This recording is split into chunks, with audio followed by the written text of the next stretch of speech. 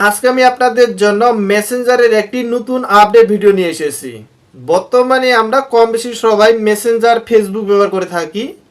আর আপনি যদি মেসেঞ্জার ব্যবহার করে থাকেন তাহলে অবশ্যই আমার এই ভিডিওটি না টেনে শেষ পর্যন্ত দেখতে থাকুন। আজকে আমার এই ভিডিওর মাধ্যমে আপনাদেরকে দেখাই দিব যে মেসেঞ্জারের নতুন আপডেট সেটিংটির কাজ কি, কেমন করে করতে হবে। আর এই কাজটি করার জন্য আপনাদেরকে প্রথমে যে কাজটি করতে হবে, আপনার ফোনে যে মেসেঞ্জার অ্যাপসটি আছে এখানে চলে আসবেন। তারপর দেখবেন আপনার মেসেজ অপশনটি শো করাবে।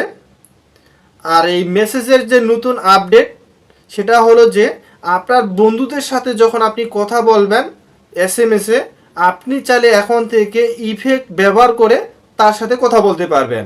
আর ইফেক্টটা কেমন করে ব্যবহার করতে হবে সেটা আমি আপনাদেরকে দেখাই দিব। মনে করেন আমি এই বন্ধুকে এসএমএস পাঠাবো, তার জন্য আপনাকে এখানে এসএমএস লিখতে হবে। লেখার পর এখন আপনাদেরকে যে কাজটি করতে হবে, এখানে দেখেন সাইডে লেখা আছে সার্চ, এই সার্চ অপশনে ক্লিক করবেন। আমি এখানে ক্লিক করতেছি। ক্লিক করার পর দেখেন এখানে কয়েকটি ইফেক্ট শো করে আছে।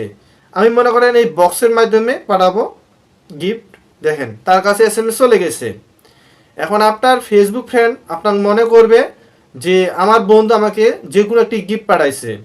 সে যখন এই গিফটের উপর ক্লিক করবে তখন সে জানতে পারবে তাকে আপনি কি এসএমএস করছেন।